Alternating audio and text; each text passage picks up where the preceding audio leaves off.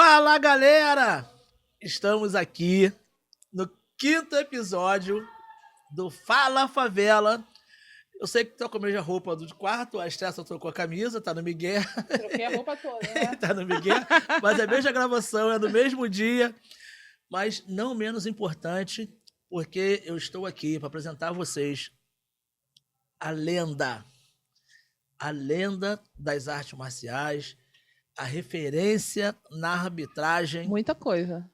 Hoje, na minha avaliação e na avaliação de muitos, tanto que 6 vezes melhor árbitro do Brasil, ele, Esther! Internacional, Mário Yamazaki.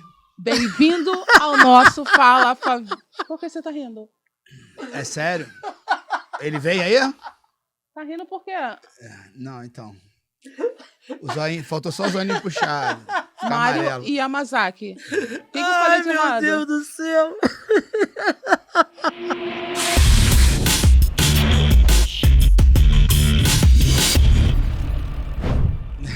Não vou nem Eu falar. não sei se é coisa boa ou... Quem Vamos falou seguir. Mário Yamazaki? Tá escrito aqui. Flávio Almendra, cara! Que Ah. isso, cara? Perdão. Vamos Sabe o que bem. acontece aqui? Ah. O estagiário, Pegadinha, né? ele erra o Flávio tempo Almendra. todo. Mas por que você não corrigiu?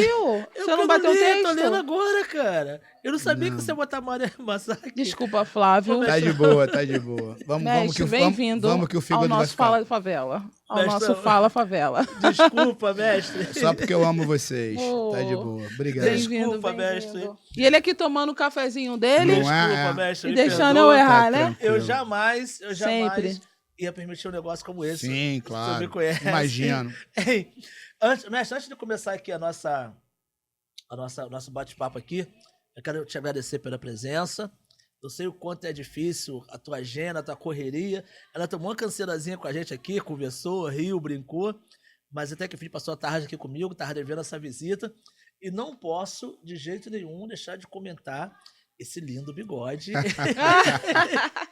Esse lindo bigode que está realmente Parabéns. sensacional. Parabéns. Aí, obrigado. Um bigode, alguma coisa aqui ó, tá opulenta, grande, encorpada. De fato, né? Né? Pois é. De Não, fato, é um né? prazer, uma satisfação estar aqui, Claudinho. Fala Favela. Esther, obrigada. muito obrigado. Brincadeiras à parte, é uma honra, um privilégio estar com você aqui. Gratidão. Com todos que estão acompanhando. Curtam, comentem, se inscrevam no canal, porque isso aqui vai fazer diferença para a vida de muita gente.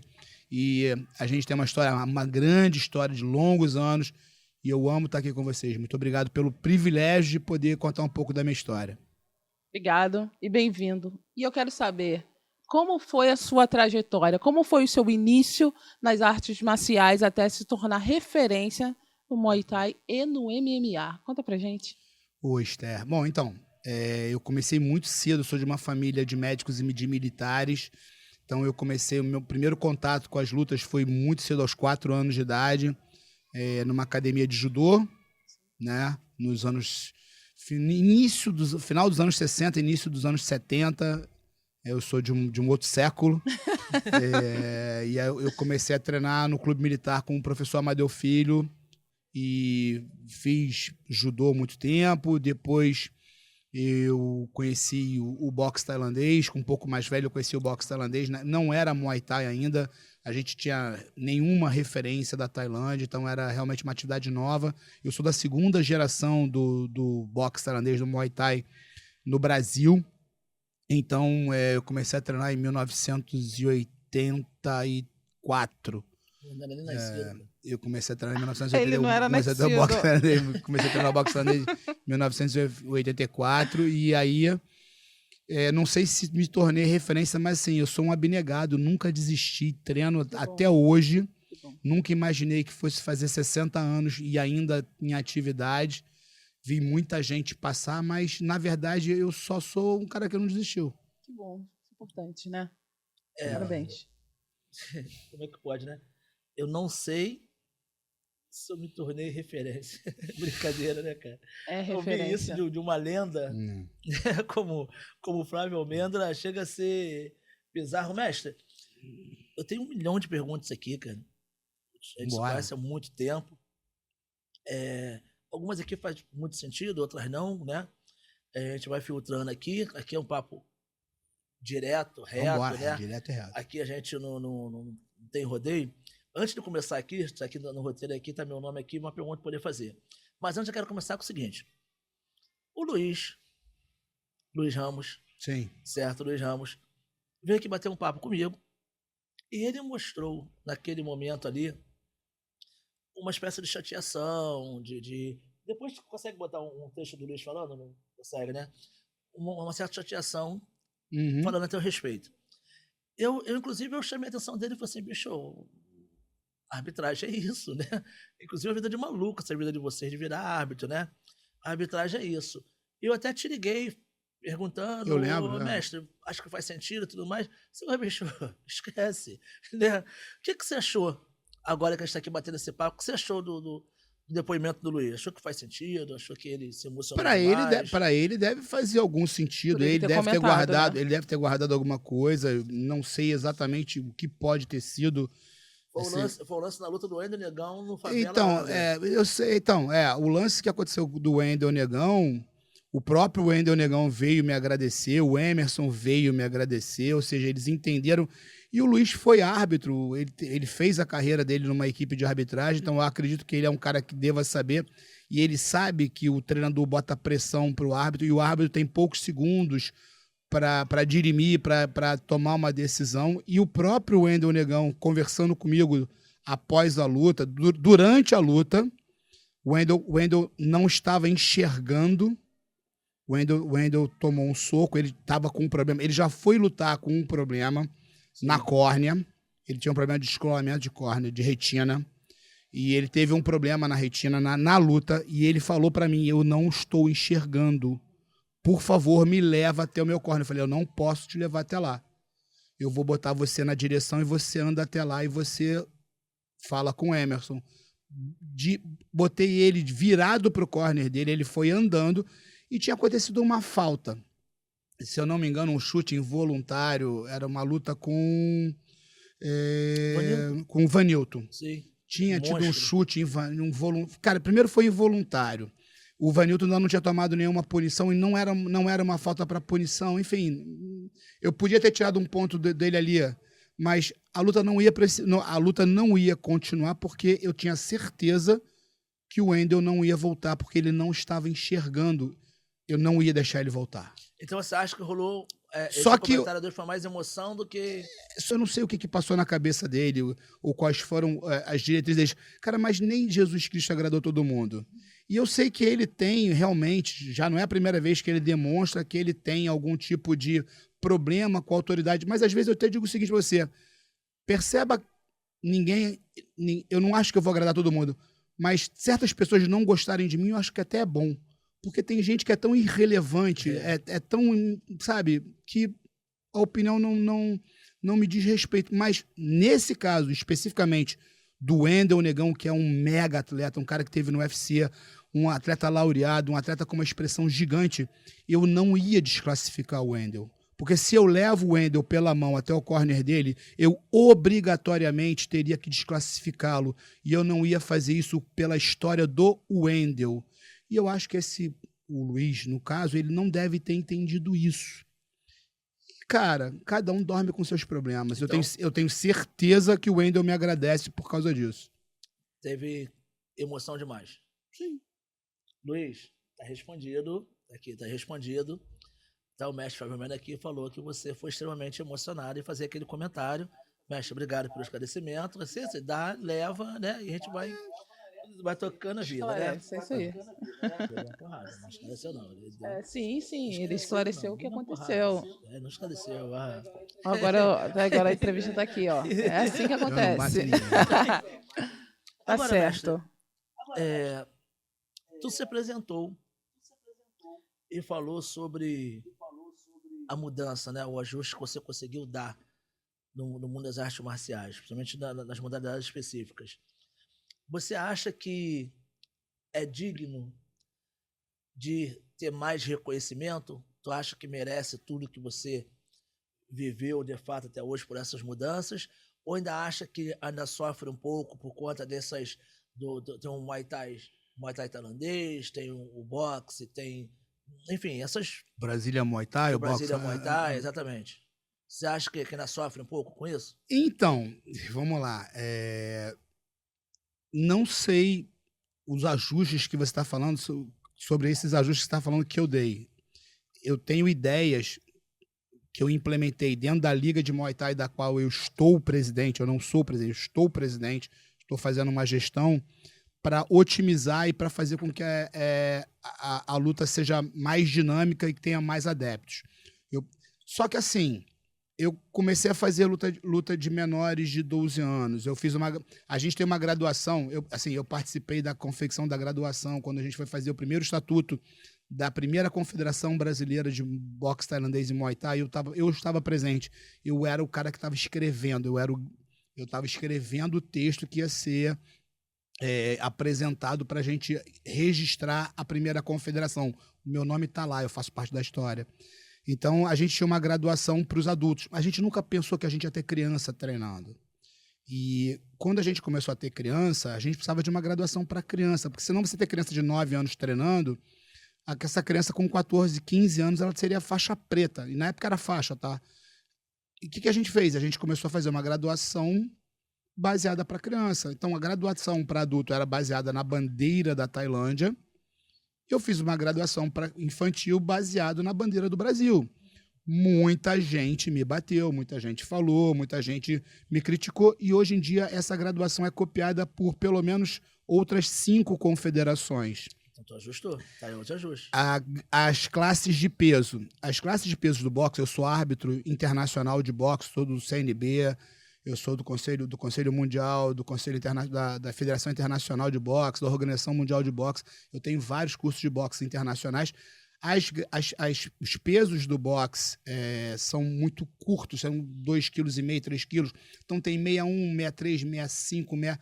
O que eu fiz quando eu fui fazer os campeonatos da Liga? Eu fiz um parâmetro de 5 em 5 quilos.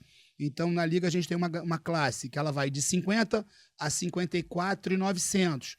E aí eu dou 100 gramas de tolerância. Outra classe vai de 55 a 59,900, para que eu possa ter mais gente lutando. Hoje em dia, eu estou comentando, hoje em dia existe uma confederação mundial de boxe, que é o World Box, que atualmente é a entidade que está fazendo, que vai gerir a Olimpíada, está no lugar da AIBA, que fez exatamente a mesma coisa. Ela assumiu as classes de 5 em 5 quilos. O que a gente faz com o boxe no Muay Thai, no boxe tailandês, hoje eu tenho alunos treinando na Tailândia, eles estão levando treinadores de boxe ocidentais para a Tailândia. E a entidade que comanda o boxe, o Muay Thai mundial, para que esse Muay Thai amador entre na Olimpíada, está usando a mesma regra que a gente usa na Liga. E eu nunca falei com os caras, mas eles estão copiando as regras. Ou seja, hoje o Muay Thai amador, que é feito pela IMMA, eu não sei nem o nome da entidade, mas é uma entidade internacional, eles estão usando os mesmos parâmetros que a gente. Mas a minha pergunta foi, você sente, né, que você recebeu o que você merece, reconhecimento? Reconhecimento zero, ninguém reconhece que fui eu que fiz. Eles estão me copiando, mas ninguém reconhece. Mas eu também não estou preocupado não, Claudinho. Eu quero que os atletas possam lutar. Já falaram sobre isso, que eu tinha que escrever um livro, que eu tinha que falar, que eu tinha que berrar que fui eu que inventei. Bicho, não tem problema não. Não é isso que vai fazer a roda girar, entendeu? Eu não tenho problema quanto a isso. Eu só estou dizendo assim, que é muito engraçado que as coisas que eu fui... Por exemplo, hoje em dia, o UFC tem um árbitro que fica do lado de fora, ajudando o árbitro que está do lado de dentro, porque existem situações dentro da grade que a gente não vê. Eu sou árbitro, eu senti essa dificuldade. O que eu fiz? Eu botei um árbitro lá de fora, falando. Você já me viu arbitrando, você sabe que eu fico lá de fora cantando o jogo, e os jurados que estão, eles são autorizados a falar se um atleta segurar na grade, se a gente vê uma falta. Porque assim, o que eu entendo no direito? Se você presencia um crime e você não se coloca, você é conivente ou cúmplice.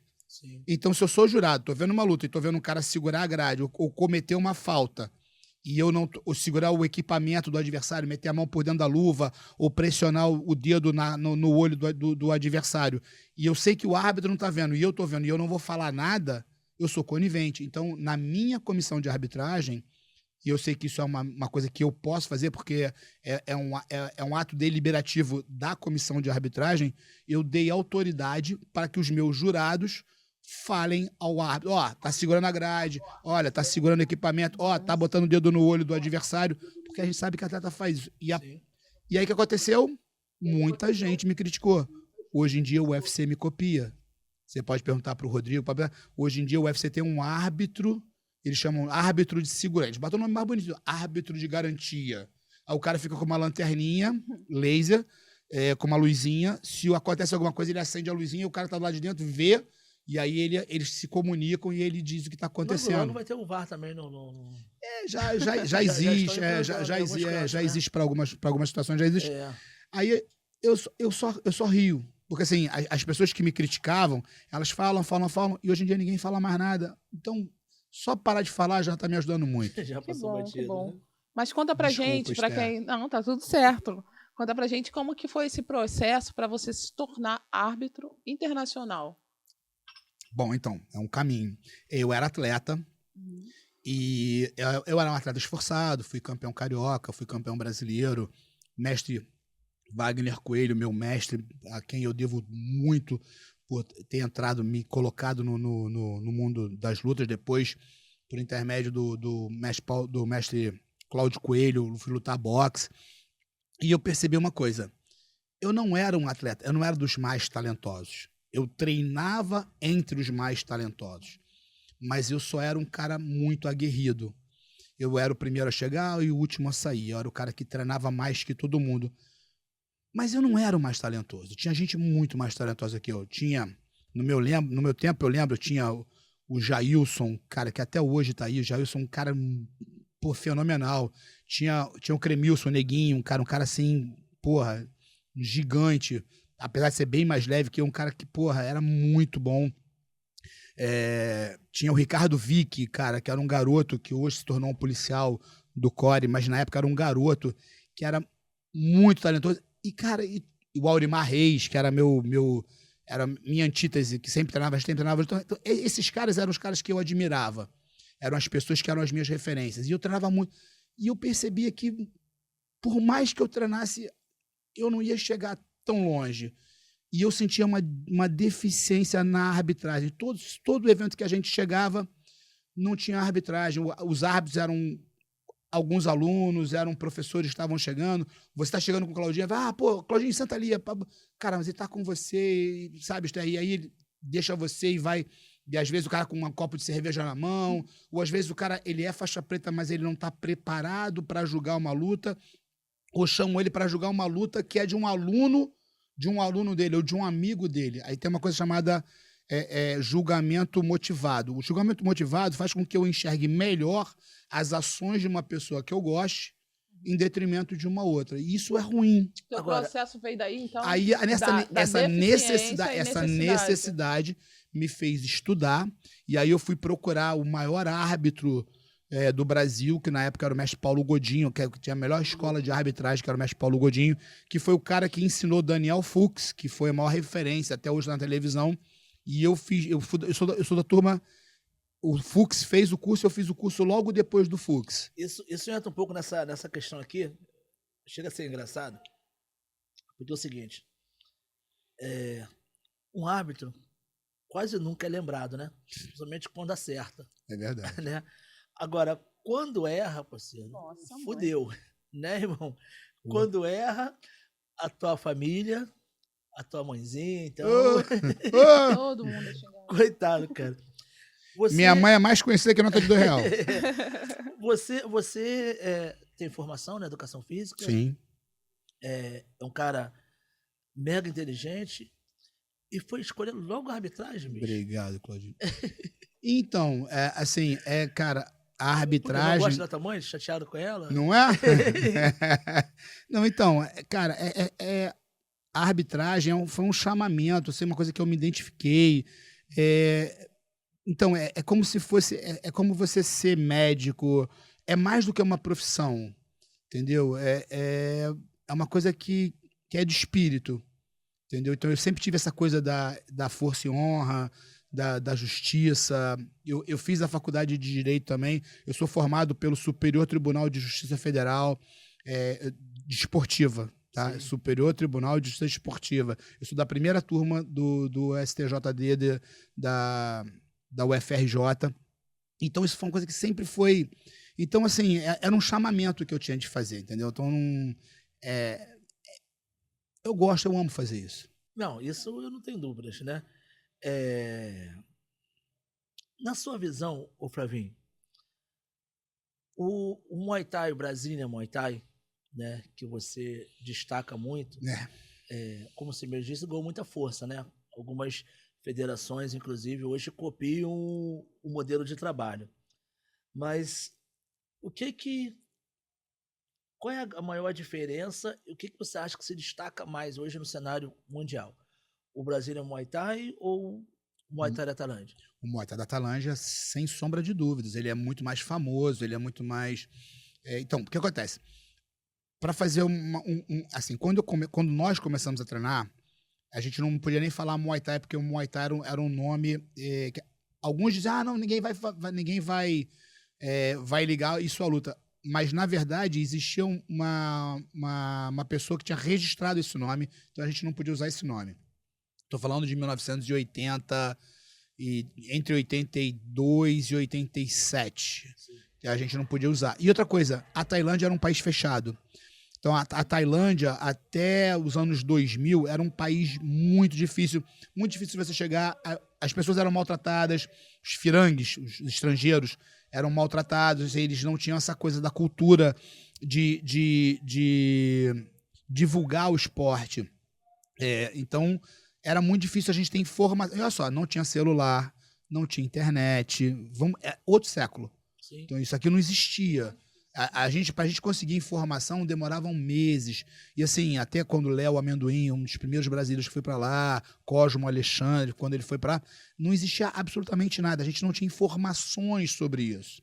Então, quando veio para o Brasil, o Nélio Borges, que é conhecido como Nélio Naja, se juntou com mais outros faixas pretas de outras modalidades, que aí veio o Luiz Alves, o Wellington Narani, veio Flávio Molina, Marco Ruas, que eram do Taekwondo, aí veio o Jutuani, que era da capoeira, com o mestre Eugênio Tadeu, aí veio um pessoal do boxe, o Dionísio Lazário e o Gini Kelly, que era o campeão brasileiro do peso médio.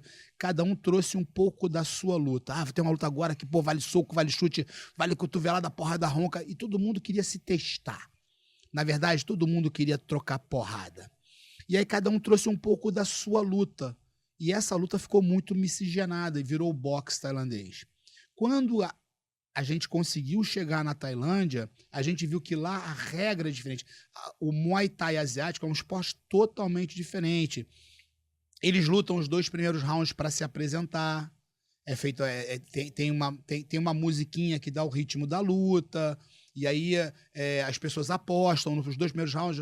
A luta, tanto é que a gente tem brasileiros que foram para lá e que nocautearam no primeiro round e foram banidos de lá. Porque a gente lutava para nocautear. Lá não. Lá eles lutam todos os dias. Lá, se você deixar, o cara luta todo dia, porque eles não se machucam praticamente. Eu fui começar a pesquisar isso depois de um tempo e começar a entender o esporte. Aqui você se preocupa muito com quantas lutas você tem, quantas vitórias, quantas derrotas. Lá não. Lá os caras lutam. Ele não está preocupado se ele vai ganhar, se ele vai perder. Mesmo com essa tua avaliação, Flavinho, e com todo... Eu sei, Steco, tô saindo um pouquinho aqui do roteiro, porque a gente acaba, né? Sim, não tem jeito. Aqui, Mesmo com essa tua avaliação, você não achou que fez sentido você implantar aqui o Brasil? Então, Claudinho, aí, vamos lá, exatamente. O que aconteceu? A gente não tinha essa informação, tá? Então, quando eu aprendi uma coisa que era cada round vale 10 pontos. Você pode nocaute, você tem que procurar o nocaute a cada segundo. Eu tive mestres e eu sou fiel aos meus mestres até hoje. Uma das coisas que mais me doeu no coração, e até hoje, cara, eu sou revoltado, assim, no dia que o mestre Luiz Alves e o mestre Paulo Nicolai, a gente tinha um grupo com mais de 90 faixas pretas, porque era faixa. E eles mandaram a gente tirar a faixa da cintura. Foi a faixa que eu conquistei depois de 6 anos tomando porrada e que eu fiz um exame que demorou mais de 8 horas para fazer, para ganhar minha faixa preta, que eu apanhei de 3 caras, que eu quebrei mais de 80 telhas. Eu demorei uma vida para ganhar aquela faixa preta. Eu sei o quanto doeu para eu botar aquela faixa preta na cintura. Os caras mandaram jogar minha faixa preta no chão. E botar uma cordinha no braço, cara, que não me diz absolutamente nada, porque eu não sou budista. Eu sei o quanto aquilo me doeu. Desculpa. Quando a história mudou para Tailândia, eu continuei fiel aos meus mestres, entendeu? O que o meu mestre me ensinou, de faixa branca a faixa preta, eu vou ser fiel àquilo, a minha vida, enquanto aquilo fizer sentido para mim, eu vou fazer tudo para deixar essa arte viva, entendeu? Existem 400 estilos, existem mais de 400 estilos diferentes de Kung Fu, e todos são reconhecidos. Você tem, vamos falar de outros esportes, você tem futebol de praia, beach soccer, você tem futebol de salão, showball, beach, cara, e tudo é respeitado. Hoje, graças a Deus, cara, eu tenho alunos que estão na Tailândia, estão ganhando dinheiro na Tailândia. A gente acabou de mandar um garoto para a Tailândia, o Marco Peruano, ele foi campeão mundial na Tailândia, na regra deles. Ou seja, os caras falam que a gente não faz. Peruano do Kelvin? Legal. Exatamente, ele foi para lá, lutou, foi campeão. Começou no favela. Pois é, foi campeão mundial lá. Ele foi campeão mundial lá. Então, quer dizer, assim, o cara que é lutador, o Pedro Rizzo fala isso, o cara que é lutador, bicho, ele não tá preocupado. Ele só quer dizer, qual é a regra? É essa? Vamos sair na porrada? Vamos. Então vale cotovelo? Vale. Vamos sair na porrada, mano. Sim.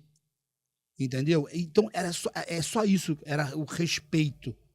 E graças a Deus, cara, hoje eu tenho referências de gente de lá. Eu tenho um amigo lá, o Paulo Kawai. Paulo Kawai, muito obrigado, irmão, que é hoje a maior referência de empresário da Tailândia. É um brasileiro, empresaria os brasileiros lá na Tailândia. O cara é respeitadíssimo. Inclusive, ele tem uma comenda do rei da Tailândia pelos serviços prestados. E o cara é meu amigo, vem no Brasil, ele vai na minha academia, ele leva a gente pra... Por exemplo, ele trouxe o Paulo Tocha, o cara que fez o filme do Van Damme, na minha academia. Nossa, que legal. Entendeu? Então lá eu sou reconhecido. E aqui tem gente que fala mal, cara. Falava, né? Agora, graças a Deus, isso diminuiu. Só o Luiz que fala agora. Mas eu vou levar essa... E eu faço questão de dizer isso. Eu vou levar essa bandeira do boxe tailandês até o final. Até o caixão. Maravilha. Entendi. Que lindo. Aqui a próxima pergunta está perguntando como os professores, como você vê os professores, como está o alinhamento deles com os alunos, na sua visão, está certo ou está errado? Eles estão indo bem no ensinamento? Melhorou muito, Esther, melhorou muito. Hoje, reforçando essa pergunta aqui da Esther, hoje tem a formação pelo YouTube, né? Os cursos online e tudo mais, né? Esther. Você que é um cara com hoje mais de... né?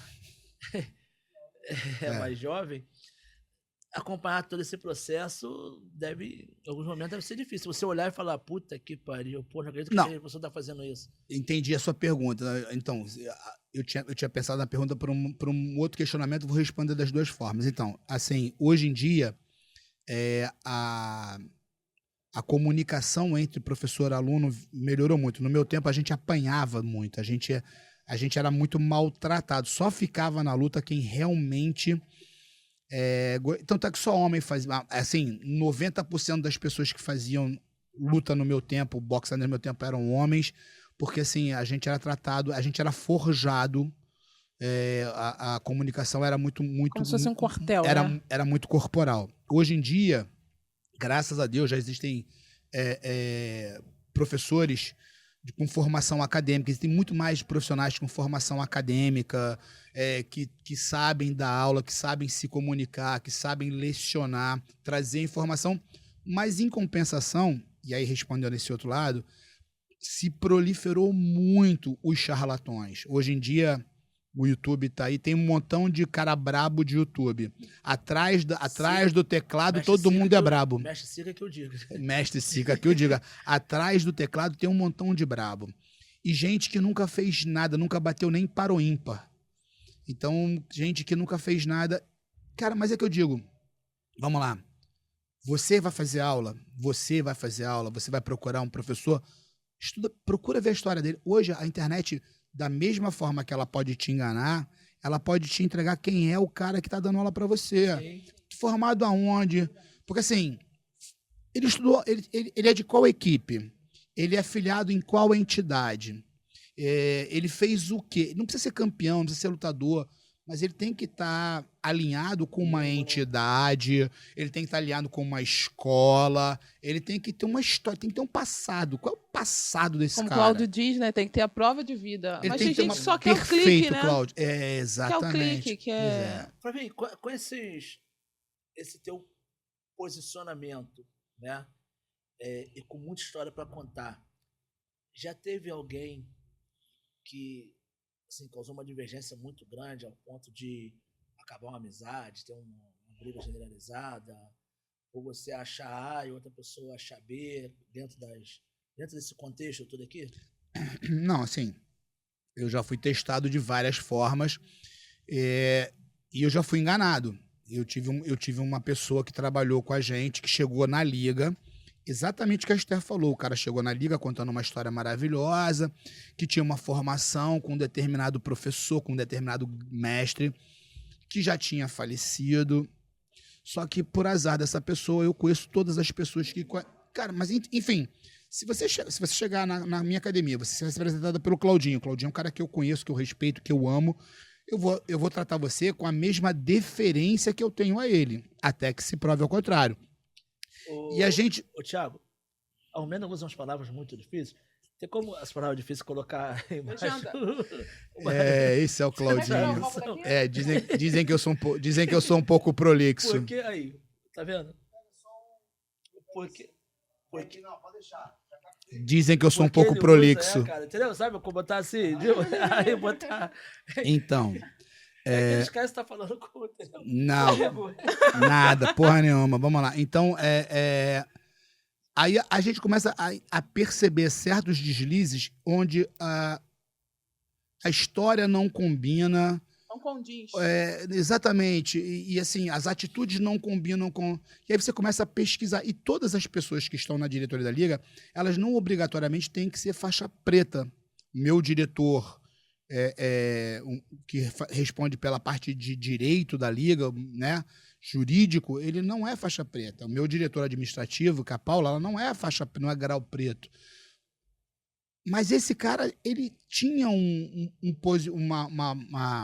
cargo onde necessariamente eu tinha que ser um grau preto. E ele não era grau preto. Caralho. E aí isso foi um problema. pegadinha. Isso foi um problema sério, porque o cara. E aí eu precisei ligar pro mestre Marco Rua nos Estados Unidos e mostrar o áudio do mestre, falando, ó, cara, você falou que era. Tá aqui, dizendo que não é, e aí, vamos fazer o quê? E eu me coloquei à disposição de fazer o exame de faixa preta com ele. Eu ia refazer o exame de faixa preta do lado dele, e mesmo assim a gente teve uma briga séria, e o cara saiu falando mal de mim, saiu dizendo que ia destruir a liga, que ia mostrar pra todo mundo quem eu era, que não sei o que. Eu falei, cara, à vontade. Todo mundo que sai assim, né? Pois é. Eu tô esperando até hoje. Tô esperando até hoje ele me destruir. Tô cansado de ouvir isso também, cara. Todo mundo que sai assim. Acontece, né? Na vida, né? Na vida. Você já apitou alguma luta muito polêmica?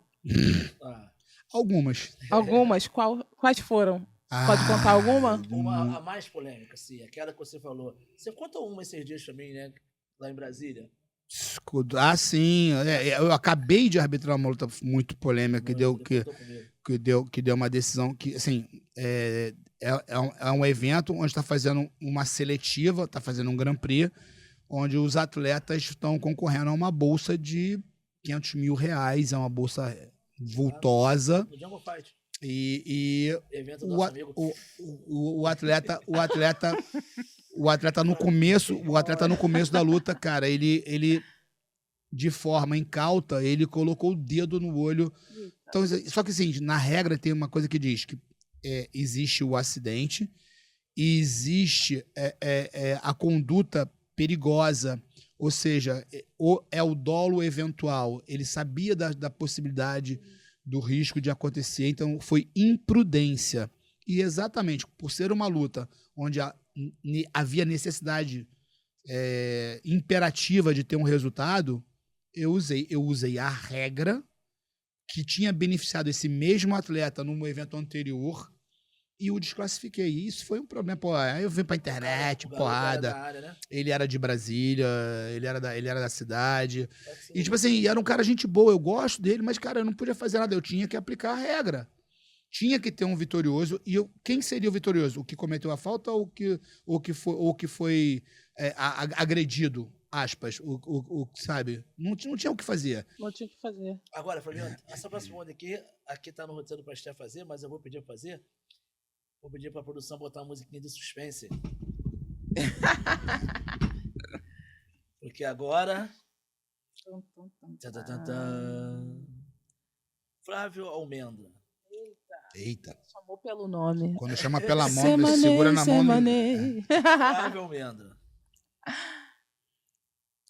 Já sofreu alguma pressão para poder favorecer atletas Já. de academia? Já, o B, já. Pressão não, mas assim, eu já fui chamando, sabe que, estamos fazendo o evento custa caro, trazer o senhor até aqui custa caro, então se a luta tiver mais ou menos dura, a gente tem que ter uma benevolência com o atleta da casa, porque os patrocinadores vão ficar mais... E eu entendi, falei, muito obrigado, tô indo embora. O cara... Falei, irmão, olha só, eu não aceito pressão. Eu não aceito. Eu te conheço, eu sei que não aceita mesmo. Eu não aceito.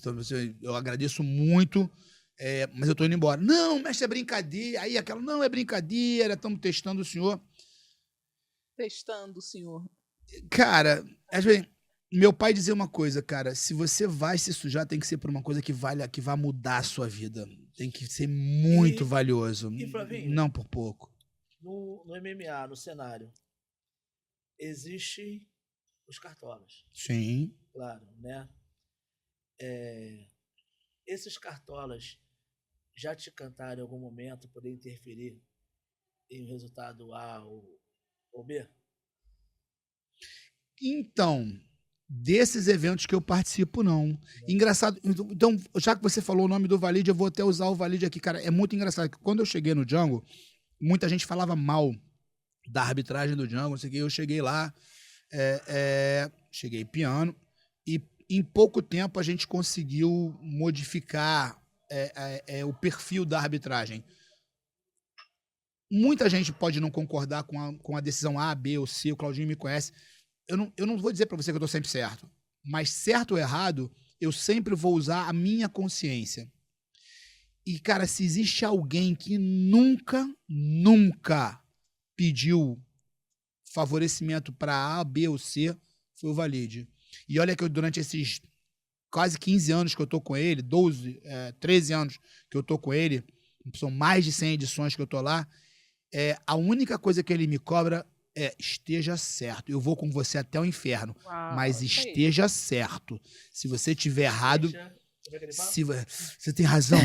Você tem razão do que você está fazendo. Cara, então, a única coisa... E olha só, ele já comprou barulho meu da arbitragem com gente muito grande que estava com ele há muito tempo e que ia pro UFC. A gente tem aí um atleta que era da Bahia, que estava com um pré-contrato assinado para ir para Bahia, pro UFC. E, cara, ele perdeu a luta, a gente deu o resultado, os caras queriam me bater. E ele falou, você tá certo? Tô certo. Cara, ele comprou, ele falou, quero que se dane. O contrato dele com o UFC vai pro saco, azar dele. Caraca. Ele perdeu, tá perdido. Perdeu mesmo? Perdeu. Depois ele viu a luta, perdeu. E eu passo. Aí ele, não, mas eu quebrei a mão. Eu falei, mas eu não tô aqui pra julgar se você quebrou a mão ou se você não quebrou a mão.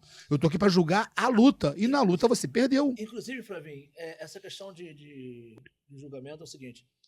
Você acha que o tempo certo de parar a luta...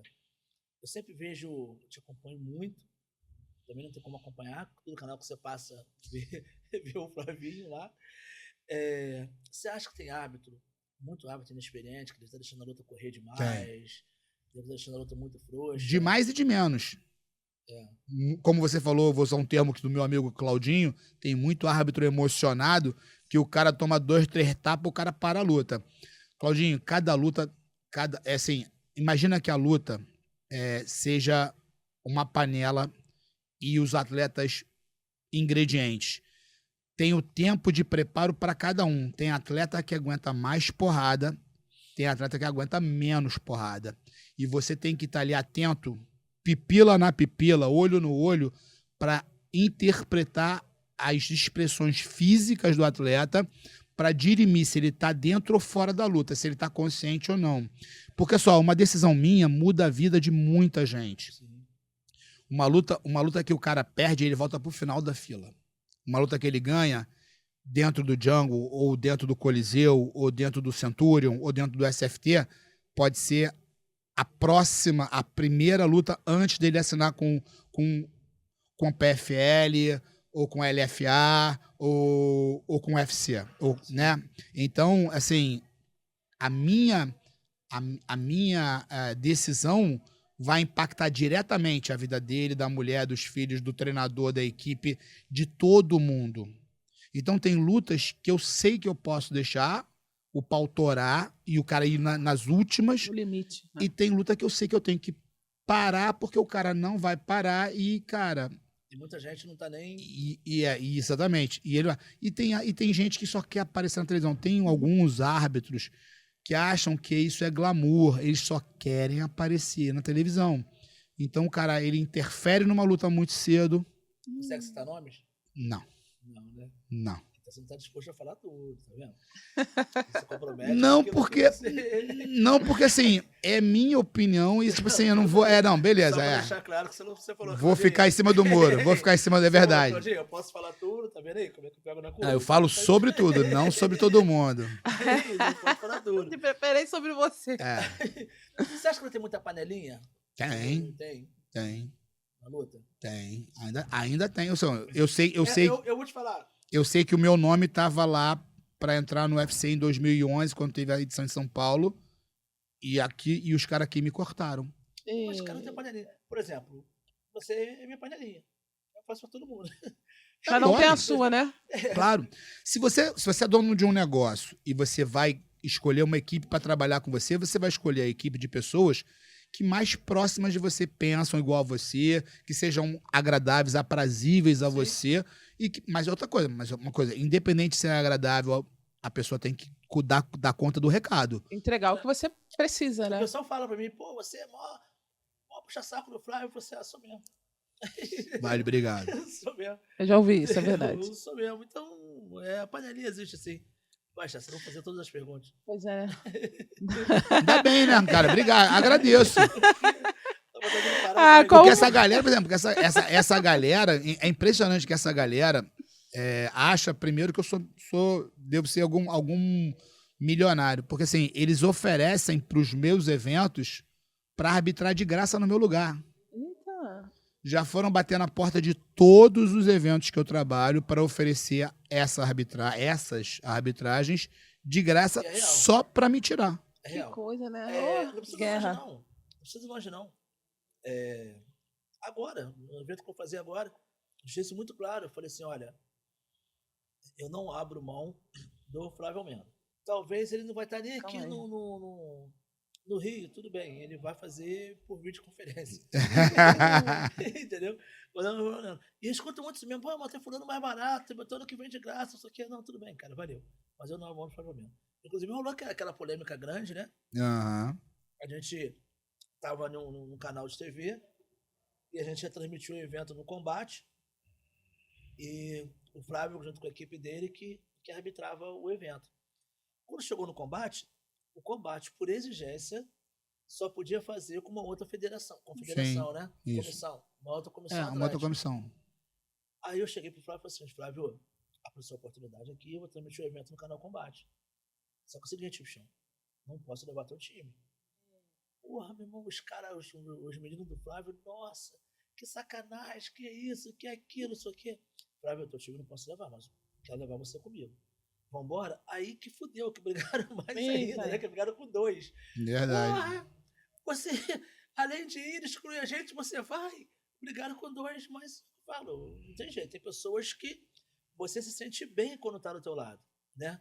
E o Flávio é legal, trabalhar com o Flávio, o cara grita pra caralho, briga com todo mundo. A gente cansou de brigar Brigão entre é? a gente, Oh, porra. meu Deus. Depois eu peço desculpa. Briga com todo mundo. A gente brigava diversas vezes, cara. Diversas vezes, mas entregava. É isso aí. É isso. Então você briga e entrega.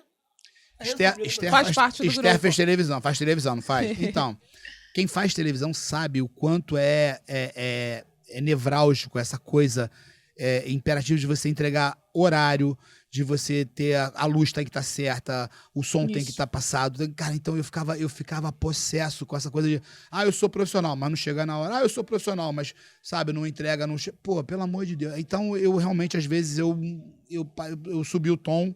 Até porque quando eu comecei a fazer televisão, quando eu comecei a fazer... Eu trabalhei com cinema.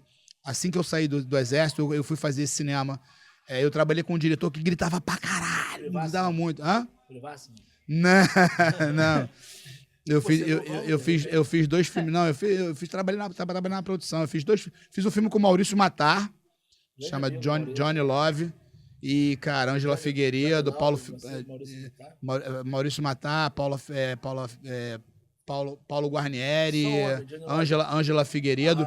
Não, cara, o filme é muito legal, cara. Enfim, muitos anos atrás, mas foi bem legal. E depois eu fiz um outro. Enfim. E o set, cara, é uma coisa que a gente briga muito, a gente grita muito, porque tem que estar tudo perfeito, Tudo cara. na hora. Continuidade, tem que estar iluminado. Cara, e aí, às vezes você passa um pouco do limite, mas, cara, As pessoas falam muito, né? pra entregar o show. Flávio grita muito, Flávio adora aparecer. Eu falei assim, gente, você não sabe o que é. Você não sabe que trabalhar Imagina com o ponto no pontinho aqui, evento É. Só quer saber Ah, isso né? quem entrega, irmão. Só quer saber isso que entrega. Agora, Verdade. essa pergunta é legal, cara, que a Esther vai fazer aí. Qual foi aqui o pior erro de arbitragem que você já presenciou? Ou cometeu. Que eu já presenciei, que eu já cometi. Isso. Cara, você vai me quebrar agora. Bom, eu cometi um erro de arbitragem que, porra, foi um erro, mas que se tornou um acerto. E esse eu falo, cara, assim, que foi sensacional, porque na hora eu errei e depois eu vi que aquele erro fez com que o atleta pudesse voltar e lutar de novo. Eu estava fazendo um evento em Campo Grande, de um atleta do Brasil com um atleta do Paraguai. E na primeira interação, o atleta do Paraguai botou um cruzadão, pá, fez um barulho, fez POC! O atleta brasileiro desceu, mas ele caiu implodido. E é o pior nocaute que tem, que é aquele nocaute quando você cai em cima do eixo da coluna. Sim. Só que naquele tempo ainda era vale tudo, e o cara bateu e foi nas pernas. Então, ele bateu, quando ele bateu no chão, ele acordou e voou na perna. Ele tava muito condicionado. Era o primeiro soco, o cara tava muito... E eu interrompi a luta naquele momento. Caramba. Meu irmão, e o cara tava, pô, mas eu tô bem. Cara, eu falei... Mas ele apagou e voltou. Então, saiu a luta, parou. Cara, o treinador queria me matar, mas entendeu. Sério, ele falou, cara, eu te entendo que eu vi ele apagar, mas ele voltou. Esse erro vai me custar caro. Bom, resultado. Ele saiu do cage, a mandíbula dele estava fraturada. Ele quebrou a mandíbula dele, rachou, sabe, fratura total? E aí ele saiu do cage, aí começou a sentir dor e foi pro hospital. E, cara, graças a Deus ali ele teve a chance, porque assim, se ele toma mais um soco, ele podia ter tido uma lesão irreversível. Salvou a vida dele. Caramba. Ele podia ter uma lesão Sem querer. irreversível. Ou seja, foi um erro, porque ele poderia ter continuado, Sim. porque ele foi nas pernas e estava vivo quando ele bateu. Mas, cara, a fratura que ele teve, se ele não finaliza o cara ali naquele momento, ou se o cara encosta na mandíbula dele, ele poderia ter tido um problema grave. Então, Flavinho, a gente vai cortar a história boa, deixar só o erro. Tá? Porque a pergunta foi só sobre eu já cometi alguns erros, cara, assim, eu não vou, cara, não, porra, eu vou lembrar de um. Você já presenciou? Deve ter um. Eu já vi vários, cara, no UFC mas tem... um absurdo, absurdo, assim, absurdo mesmo. Então, por exemplo, eu tenho um absurdo. No Favela, e não vou citar nomes porque o colega fica muito chateado, né? O Daniel nunca gosta que eu fale isso dele. Uhum. Ele De uma nunca sutileza gosta. ímpar, né? Sem nomes. Ele nunca gosta. Quer Mas- mandar o telefone também? Mas teve um evento do Favela que, na luta de MMA, o atleta caiu, apagado, ele abriu contagem. Eu já vi isso acontecer. Abriu contagem. Dentro de Eu já MMA. vi isso acontecer. Até hoje te perturba ele, zoa ele pra cacete e tudo mais, mas passou. Hoje virou amigo, ele fica irritado ainda, mas passou. Isso aí foi uma coisa absurda, né? Mas tô falando, porra, de 1900 e boazinha, né? Início do Favela. Beleza, que eu entendo que muita gente ainda não tinha essa expertise, essa experiência. Né? A galera vê ali muito do kickbox, do Muay Sim, Thai sim, e foi sim. pro MMA. Agora imagino que você, pelo que você anda aí, deve ter E visto. eventos, e ainda mais nos eventos que a gente faz, assim, que às vezes a gente faz alguns eventos que são multidisciplinares. Aí você vai, tem uma luta de boxe, uma luta de K1, aí depois tem uma luta de MMA amador, aí depois volta. Você às vezes fica, cara, e agora? Então, eu já vi isso, infelizmente, é uma coisa que quando a gente falou sobre os árbitros não estarem preparados, de não entenderem, e isso é muito grave. Eu já vi gente quebrar braço feio e o árbitro não rolar. deixar a luta rolar. Você vai quebrar, pum, quebrou. Porque assim, cara, isso é absurdo. Acontece. E hoje em dia, no profissional, a gente tem que deixar. E é importante para que todo mundo entenda.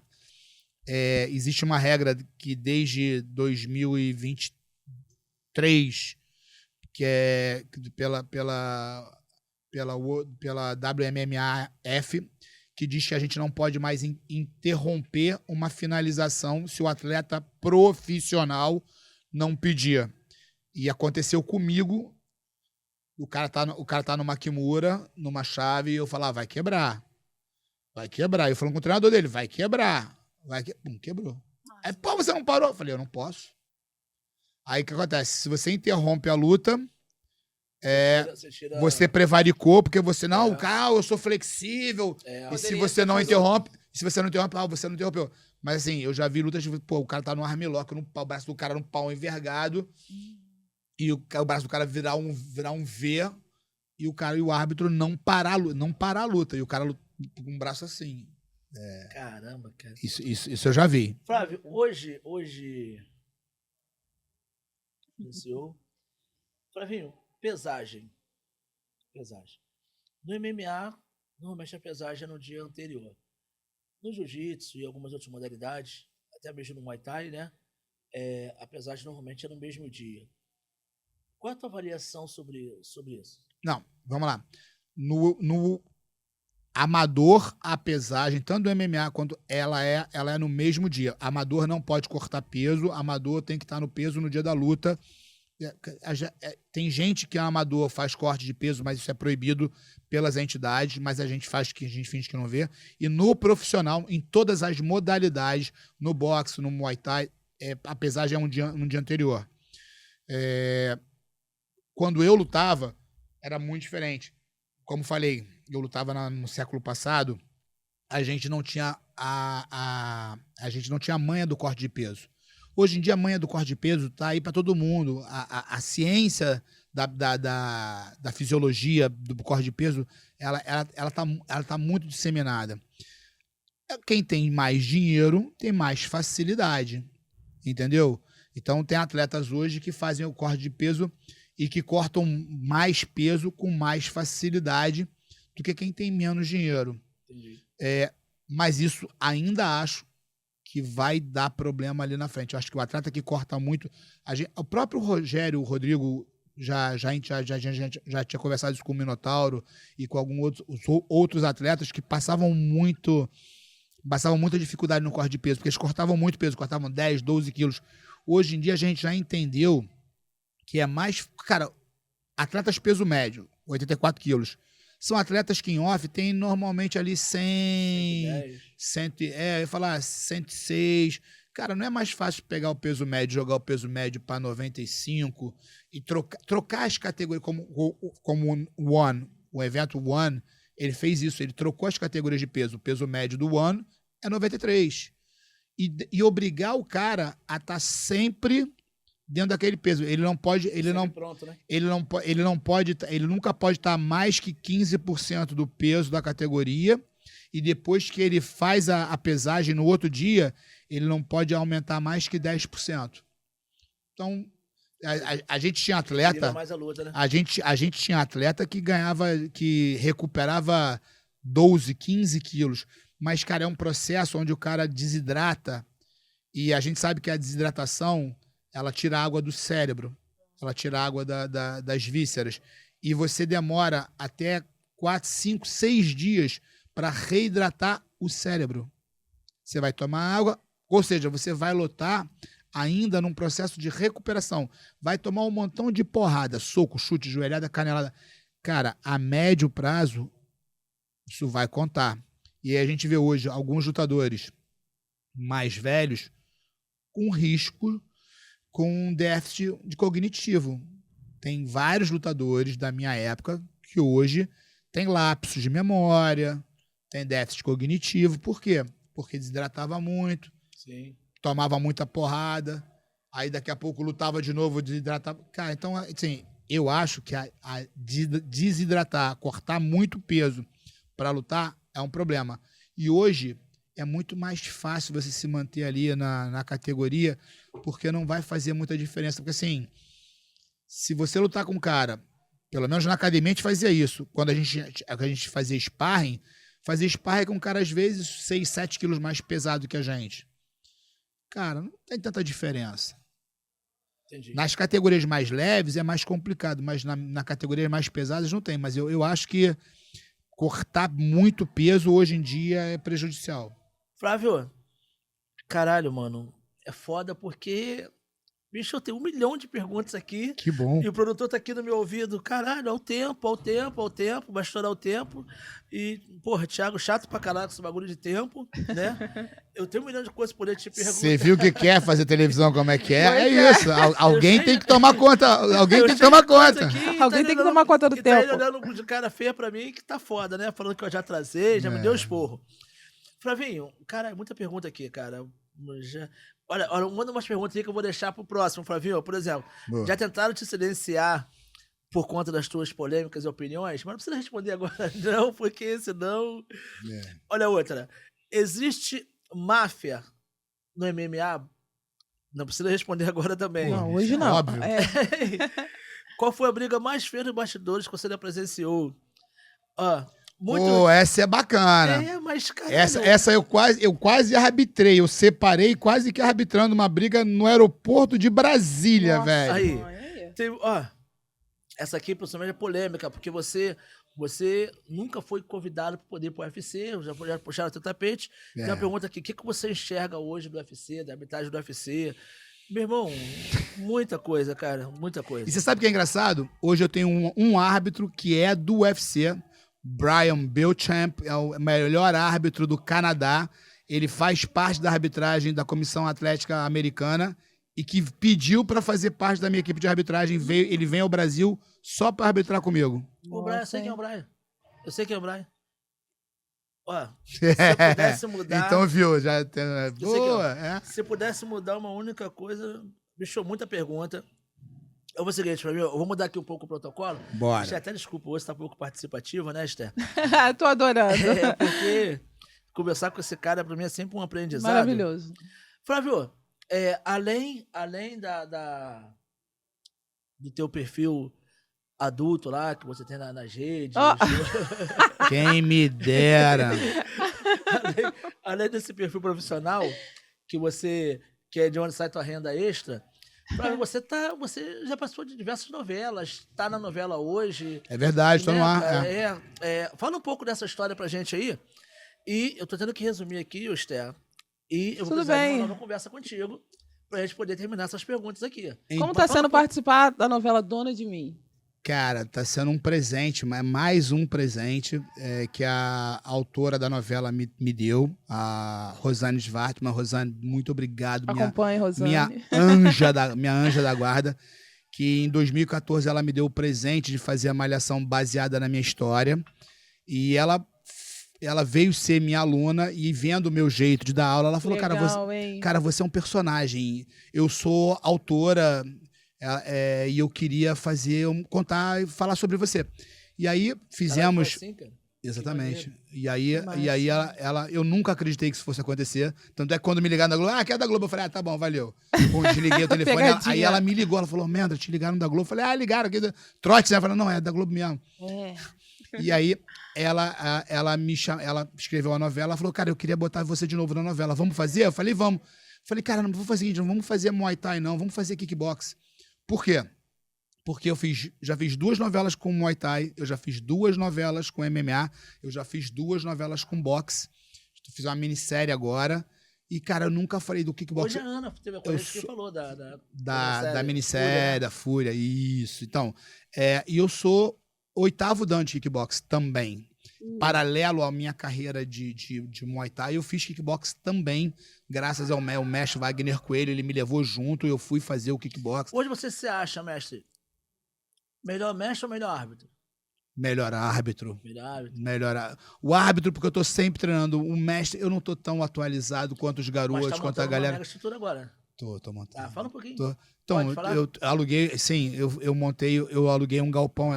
Meu sonho, obrigado, Claudinho, meu sonho sempre foi ter um espaço para preparar os atletas.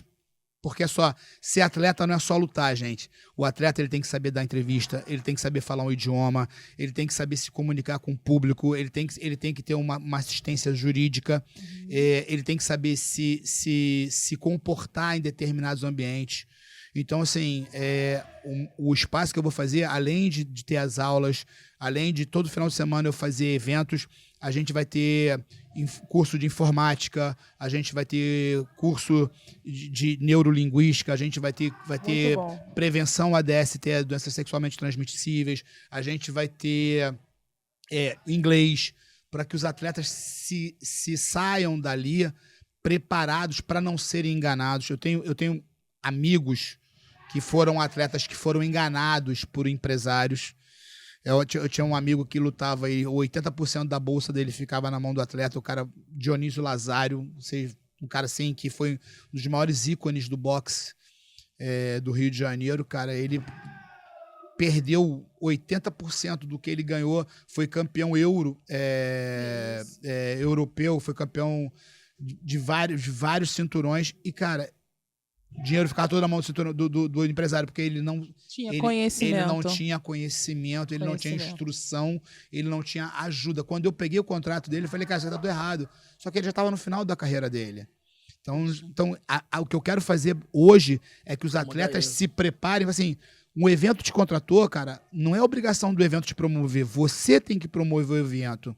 Porque o evento custa dinheiro, o evento tem um trabalho desgraçado, cara, mas é uma parceria.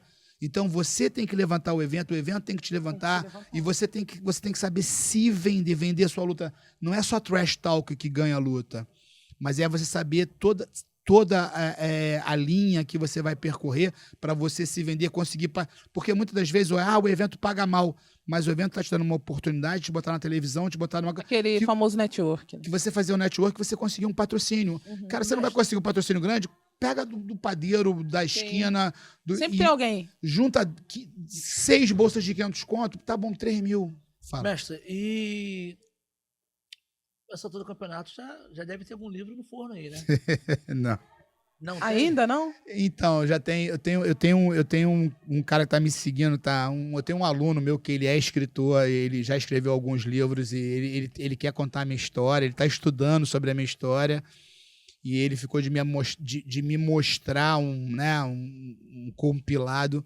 Mas eu nunca pensei, cara, eu nunca me vi como uma pessoa proeminente, nunca me vi como uma pessoa... A questão é que as pessoas já te veem assim. Ele já não tem como. Já virou até história de seriado de Pois a minha filha falou isso, minha filha fala isso, ô abençoado, você já tá na televisão, você tem 40 anos de faixa preta e, cara, eu e Vagão, a gente participou da guerra, quando teve a guerra do jiu-jitsu com com a luta livre. A gente participou dos primeiros Vale Tudos que tiveram no Rio de Janeiro, no Maracanãzinho.